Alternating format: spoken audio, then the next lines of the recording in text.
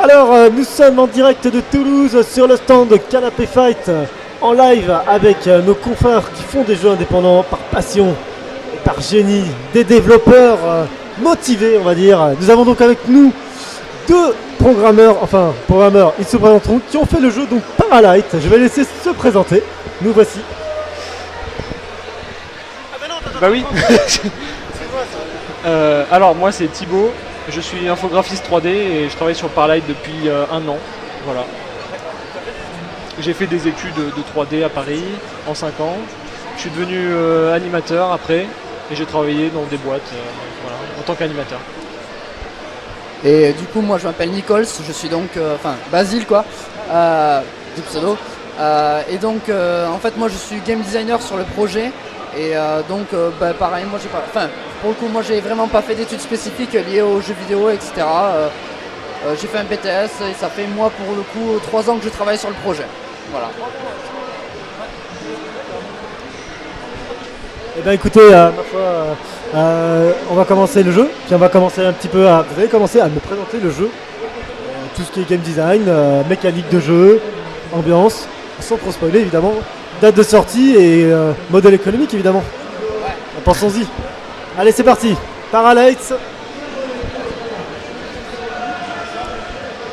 N'importe.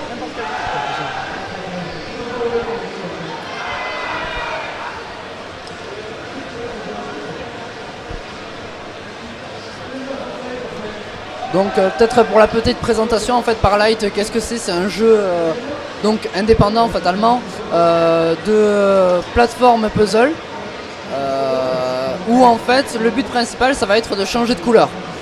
Après là on va commencer par les tout premiers niveaux et on va déjà apprendre, voir tout ce que c'est, base de déplacement, sauter, etc. Donc là par exemple sauter tout simplement et les checkpoints. On a ici des collectibles qui sont actuellement dans le jeu mais qui auront un but que plus tard dans le développement du jeu. Pour le moment ce sont juste on va dire un petit peu des défis personnels si vous voulez avoir des trucs.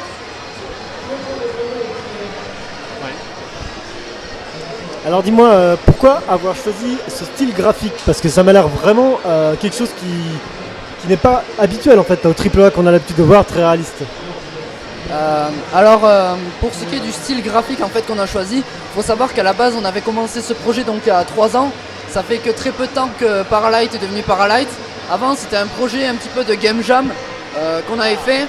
Et les graphismes avaient été faits à partir de programmation pure. Donc en fait on n'avait que de la géométrie très basique pour afficher tout le jeu. À partir de là, les gens ont apprécié le style graphique et on s'est dit tiens si on reprendrait tout simplement. Après pour la partie graphique je vais peut-être laisser Thibaut parler. Ouais, du coup la partie graphique c'est partie de ce jeu RVB de Game Jam. Le but c'était de le mettre au goût du jour, mais tout en gardant l'héritage en fait de ce premier jet. Et donc on est parti sur du voxel pour rappeler un peu le côté rétro qu'on avait à la base, mais en l'adaptant à la 3D du coup. On a aussi... Justement tout le monde n'est pas aussi pointu au niveau des mots. Qu'est-ce que le voxel? Le voxel c'est tout simplement du pixel, le pixel art en 3D. Donc à la place d'avoir des pixels en 2D, on a des voxels, c'est-à-dire des petits cubes qui vont former des volumes. Là on les voit pas trop dans ces premiers niveaux parce que c'est très simple. Et après on aura des environnements plus compliqués, on pourra le constater plus simplement. Genre par exemple Minecraft, est-ce que c'est en voxel? Oui et non. Oui et non parce que... C'est composé de gros cubes qui sont texturés avec du pixel art si tu veux. C'est un peu entre les deux. Tandis que le voxel, on est plus dans l'idée de relief et d'avoir quelque chose de creusé peut-être ou d'extrudé par rapport au cube. Ouais. Alors je vois par exemple là je suis en train de tester le jeu. Est-ce que je peux interagir avec pour l'instant des interrupteurs, il semblerait qu'on va y en avoir plus tard, et des cailloux. Mais va-t-il y avoir des ennemis par exemple dans ce jeu? Des ennemis ou éventuellement des armes en fait qui pourront les détruire ces ennemis? Alors oui il y aura des ennemis, il y aura des menaces, des mobs qui pourront nous tuer. Mais nous on ne pourra pas se défendre en fait. Notre seule arme de défense c'est la mécanique principale du jeu, le changement de couleur qu'on verra dans le niveau d'après. Parce qu'en fait on voulait pas un jeu d'action, c'est vraiment un jeu de puzzle. Donc si on a un ennemi, il faudra trouver un moyen de le contourner ou de le tuer, mais par des moyens détournés, mais pas vraiment avec de la force physique. Ah, premier bug. Premier bug d'une longue série sûrement. Parce que du coup, oui, ce qu'on voit là, c'est vraiment un prototype. On est vraiment très tôt dans le développement, du coup il y a pas mal de bugs. En plus il a fallu qu'on se prépare pour la TGS, c'était assez dur. Pour la petite histoire, comme on a dit, en fait ça fait depuis 3 ans pour les plus vieux qu'on est sur le projet. Y a pas de... Mais Paralight dans sa version actuelle, ça fait que depuis 4 mois qu'on est en développement. Donc ce que vous voyez en fait c'est issu de 4 mois de travail seulement, quoi. 4 mois de travail pour faire ça, c'est quand même très rapide, hein. Vous avez de très bonnes bases. Après, ce que je voulais savoir, c'est que au niveau du jeu en question, c'est un jeu à énigmes. Va-t-il y avoir un multijoueur? Parce qu'en fait, je verrais bien ce jeu en coopération, par exemple. Bah, on nous l'a beaucoup dit justement sur le salon, mais c'est pas prévu. C'est quelque chose auquel on a pensé qu'on trouverait sympa. Mais voilà, on se le réserve pour une éventuelle suite par exemple, mais vraiment dans ce jeu-là, il n'y aura pas de coopération. Mais ça pourrait être une très bonne idée. Est-ce que vous visez d'éventuels joueurs de speedrun, par exemple, avec un système de temps qui va apparaître ou qui change genre? Alors pour le coup c'est moi qui vais parler. Étant moi-même speedrunner et ayant speedrunné plusieurs jeux, j'ai une très bonne idée de ce que je risque d'implémenter de ce point de vue là. Et oui, on compte faire du speedrun à l'avenir sur ce jeu, timé, avec vraiment des outils très poussés pour les speedrunners, pour ceux qui veulent, pour la communauté qui veut ce genre de choses. Alors là on arrive sur la partie importante du jeu, le premier niveau qui utilise en fait le switch de couleurs. Donc comme on peut le voir en fait, il suffit d'appuyer sur X, les couleurs changent autour de nous et l'environnement aussi. Et c'est à partir de là que vraiment la spécificité commence à sortir du jeu. Donc je te laisse te débrouiller pour essayer de trouver la sortie maintenant.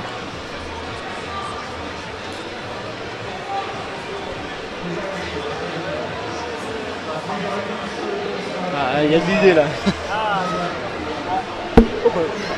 À quoi servent les petits cubes que je ramasse parfois? Alors les petits cubes que tu ramasses parfois auront une portée dans l'histoire plus tard. Cependant là pour moi, pour le TGS, ils n'ont pas une vraie utilité. Ceci dit, plus tard dans le jeu en fait, il y aura des portes qui bloqueront l'accès au niveau supérieur si tu n'as pas un certain nombre de collectibles. Donc par exemple, on te dira tu peux pas passer et aller dans le monde 2 si tu n'as pas, admettons, je sais pas moi, 16 collectibles. Voilà. Donc en fait les collectibles serviront de porte pour l'avancement du jeu futur. Parce que justement, par rapport à ça, ça va être simplement des énigmes ou alors il va y avoir un scénario? Oui, alors oui, il y aura oui, enfin non, pas de spoil pour l'instant, mais ouais. Ok. Oui, il y aura un scénario. Il va être très simple, hein. C'est notre personnage qui va se réveiller un jour suite à un cataclysme. Et on va devoir progresser dans le monde et découvrir ce qui s'est passé, trouver la source du cataclysme et le réparer si on la trouve, quoi. C'est quelque chose de simple, mais voilà. Du coup, ouais, parce qu'en fait, percer à jour les reliques du passé. Et oui, c'est ça. En fait, on va vraiment naviguer entre plusieurs civilisations qui seront découpées en mondes en fait. Et on pourra découvrir, nous on est assez adeptes du scénario dit cryptique, où on n'explicite pas directement le scénario. Ce sera vraiment pour les joueurs qui auront envie de découvrir, qui plongeront dans le décor, ils se diront ah tiens, on dirait que là il s'est passé quelque chose, des humains se sont fait la guerre apparemment. Là on pourra voir le développement de l'industriel, du coup qui mène plus à de la pollution même. Donc vraiment on va essayer d'aborder différentes thématiques à travers le décor, quoi, mais toujours en fait de la narration qui est très discrète. D'ailleurs on a prévu de faire aucune ligne de dialogue, bien même vraiment aucune parole à l'intérieur de tout le jeu. On compte faire vraiment de manière montrée, du début à la fin. C'est bien, ça vous évite de trop traduire en plus. C'est vrai que mine de rien c'est quelque chose qui va nous simplifier la tâche pas mal. Et c'est bête, mais on sait par exemple, on a par exemple découvert qu'il y avait vraiment beaucoup notamment sur Steam, un public chinois qui n'avait pas beaucoup de jeux en fait à se mettre sous la dent, du fait que les traductions étaient parfois compliquées. Et c'est vrai que nous, vu qu'on n'a pas de traduction, on pourrait très bien sortir ce jeu pour la Chine et le public pourrait très bien y jouer sans aucun souci, quoi. Alors justement, parle-moi justement de l'idée, d'où est née l'idée en question, parce que d'où est née l'idée justement en question du jeu, parce que j'imagine vous n'êtes que deux à programmer le jeu. Alors toute l'équipe n'est pas là. En fait, on est 4 personnes au total. Il y a donc un codeur qui est actuellement dans le Nord et qui nous regarde. Coucou Chloro si tu regardes cette vidéo, ce stream. Ensuite, donc, il y a Thibaut à ma gauche qui est donc le graphiste du jeu. Moi, je suis le game designer. Et après, il y a une dernière personne qui est donc le level designer. Qui est donc le level designer sur le jeu. Voilà. Donc, on est 4. Et pour ce qui est de répondre... Ah merde, t'avais pas pris le checkpoint. N'hésite pas à prendre le checkpoint du coup pour pas avoir à recommencer. Et ouais, l'idée en fait est venue d'une game jam comme je disais. Le thème était l'invisible et le visible. Et le plus rigolo c'est que en fait moi j'ai dit tiens ce serait marrant qu'un personnage porte des lunettes de soleil et suivant les lunettes de soleil qu'il porte, en fait il y a telle ou telle chose qui vont être vues. Le codeur a compris totalement autre chose, il a codé complètement un truc à part et ça a donné le premier prototype de ce jeu là. Bon. Mais typiquement, dans le speedrun, ce serait une bonne technique, voilà. Il y a des trucs à développer là, de ce côté-là. Ouais, voilà, il y a quelque chose. J'imagine que je ne dois pas être le premier à avoir trouvé ce genre Non, de petits soucis. Voilà. Non, c'est vrai qu'en fait, on a recodé la physique assez récemment du jeu.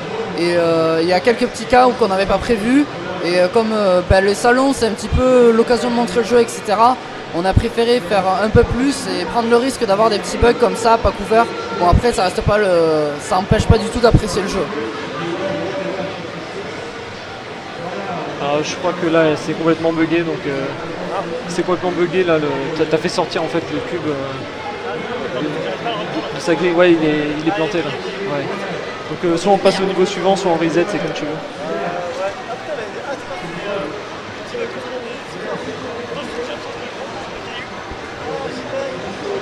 Ouais non là il est.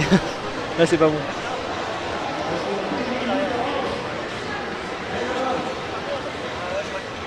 Ouais. Il est monté sur le rebord, il est pas censé monter sur le rebord en fait. C'est ballot parce que t'avais réussi à passer en plus sans utiliser le cube, t'aurais pu hein. T'aurais pu passer, t'aurais pu continuer. Ah mais non mais ça va pas reset le niveau ça. Non. Mais c'est pas grave, tu peux passer au niveau suivant sinon. Ouais. Directement. Parce que t'avais fini et t'avais quasiment terminé l'énigme donc. Et donc là c'est vrai qu'on va passer sur des niveaux un peu plus poussés graphiquement. Bon celui-là malheureusement c'est juste quelques images, il est pas jouable pleinement. Et hop. C'est pas jouable. Voilà, on va passer sur le niveau d'après. Et là on arrive donc sur des niveaux à thématique plus romaine. Donc là on va te laisser pour le coup libre d'explorer, de chercher toi-même où il faut aller. Et donc là, ça c'est important. On essaye de montrer toujours le plus possible. Voilà. Maintenant on te laisse chercher, si tu galères on t'aidera un peu. Et voilà. Et voilà, là c'est vrai qu'on est sur une optique de niveau un petit peu différent. Les premiers niveaux que vous avez vus en fait c'était essentiellement des tutos pour apprendre vraiment les mécaniques basiques de gameplay. Et là on est sur des niveaux un peu plus poussés où vraiment on laisse le joueur libre d'explorer puisque c'était une partie qu'on voulait aussi pour le jeu. Ouais. Laisser place un peu à l'exploration, que le joueur puisse faire un peu ce qu'il veut, qu'il se sente un peu libre, que ça respire. Après... C'est un jeu où il faut prendre son temps et réfléchir. Ouais, il faut réfléchir, il faut bien observer aussi. C'est pas ça. Ah merde.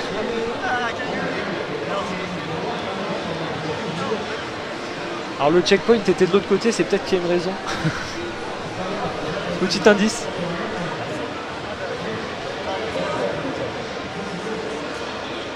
Il y a de l'idée, il y a de l'idée. Non, bon, c'est ouais, un pont, c'est c'est dur là.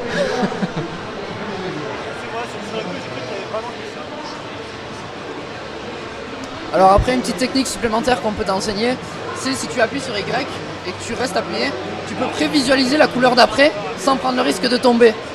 Comme ça tu vois, tu tombes pas comme un con en bourrinant le changement de couleur.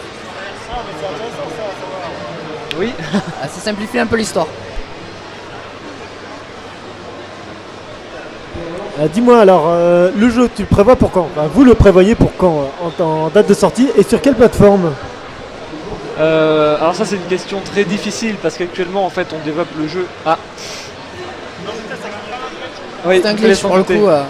Alors en fait on développe le jeu sur notre temps libre Il y a certaines personnes qui sont à temps plein, mais ça va pas durer très longtemps.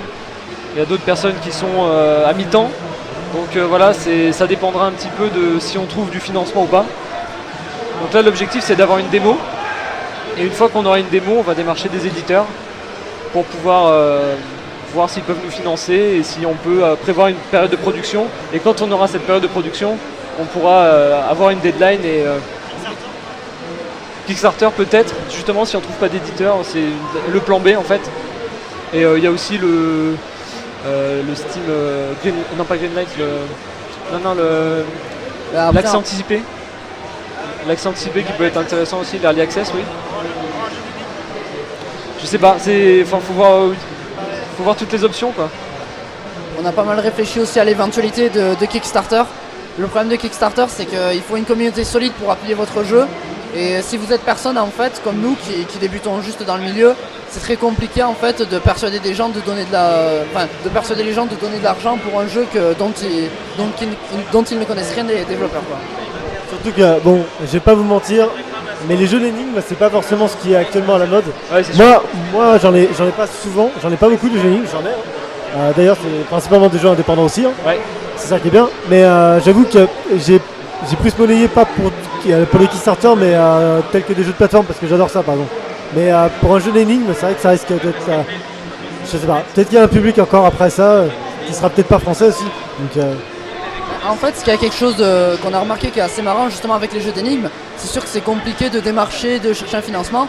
Mais de notre côté, il y a aussi un public il y a un public pour ce genre de jeu qui cherche et il y a très peu en fait de jeux du genre qui sont créés en fait et vraiment développés qui vont au-delà de la petite application mobile. On a cherché sur Steam par exemple des jeux un petit peu de puzzle, d'énigmes. Il n'y en a pas il n'y en a pas beaucoup qui proposent une vraie histoire, quelque chose de développé. C'est souvent des petits jeux, des niveaux à la chaîne, etc. Mais avec une véritable narration, histoire, etc. Pas du tout. Et après, pour répondre à ta question de ce que tu disais tout à l'heure de la plateforme, nous, dans un premier temps, je l'ai dit, Steam, on vise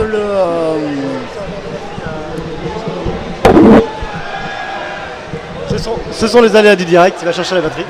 Vas-y, je t'en prie, tu peux continuer. Donc je disais, pour Steam en fait, du coup on vise la plateforme PC essentiellement. Après on va chercher aussi du côté de la Switch de chez Nintendo, parce qu'on trouve, voilà, qu'au niveau de l'univers graphique, de tout ce qui est de la réflexion de la plateforme, on est quand même sur quelque chose qui ressemble vachement à du Nintendo. Donc on va chercher du côté de la Switch. Après, on n'est pas fermé éventuellement de la PS4 à de la Xbox One. Mais c'est vrai que les coûts de ces dev kits des consoles, des machines pour tester le build et tout ça, développer, oui, voilà, relativement élevés. Oui, comment ça s'appelle déjà? Les kits de développement justement par rapport aux machines. Les dev kits, voilà. Après pour le... D'accord. Donc écoutez les gars, moi ce que je vous... Éventuellement si vous aviez une sortie de jeu, savoir combien vous le mettrez et savoir aussi s'il était sur Steam pour les joueurs qui seraient intéressés. Alors le jeu n'est pas sur Steam encore.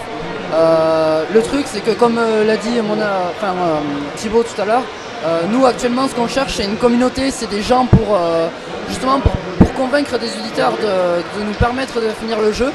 Donc si le jeu vous intéresse, ce que vous pouvez faire éventuellement c'est nous chercher sur Facebook et nous suivre. C'est important parce que nous ça donne de la visibilité et vous ça vous permettra peut-être de bêta-tester le jeu à l'avenir vu qu'on est très ouvert sur tout ce qui est bêta-test, etc. Donc vraiment on fera un appel de la communauté. Donc paralight.fr, le site, Paralight tout simplement sur Facebook, vous pouvez trouver assez facilement, voilà. Un petit dernier mot. En tout cas, moi je vous souhaite un bon courage parce que c'est vrai que c'est un peu compliqué c'est quand même assez compliqué de faire un jeu d'énigmes. Vous avez l'air quand même assez motivé, c'est quand même un petit moment que vous aviez l'idée, il semblerait. Si tout le monde arrive à passer à mi-temps, peut-être que ça arrivera à faire des trucs. Et moi je dis quand même il y a moyen de percer parce que les jeux à joueurs, mine de, parce que ça reste quand même du jeu à joueurs. Je vois, il y a Atomium, il y a Hat in Time, il y a Mario qui a percé, c'est des gros jeux. Bon, Hat in Time a eu un succès monstre, mais ça reste quand même des jeux à joueurs. Et du coup, je me dis, même si c'est un jeu à joueurs, le jeu indépendant avec le Shogun là, qui ressemble à Monster Hunter, c'est génial ces jeux. Il y a toujours un public. Mais l'aspect technique et énigme, il va falloir vraiment toucher et vraiment vous différencier. Après, pour l'instant, moi, j'ai trouvé ça vachement original, le jeu des couleurs. le jeu du deuxième monde, enfin des 3 mondes parallèles qui se ressemblent. Il y a l'idée, c'est super bien, faut le développer. Après je pense que... Surtout que là actuellement, bon, ce que vous avez vu c'est vraiment la base du jeu, mais on prévoit l'avenir qui est vraiment plus de mécaniques.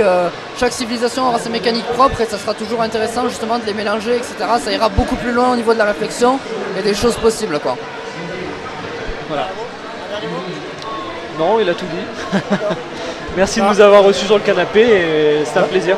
Alors on est là pendant tout ce week-end à Tous Game Show, Paralight sur la zone de jeux indépendante. N'hésitez pas à aller les voir.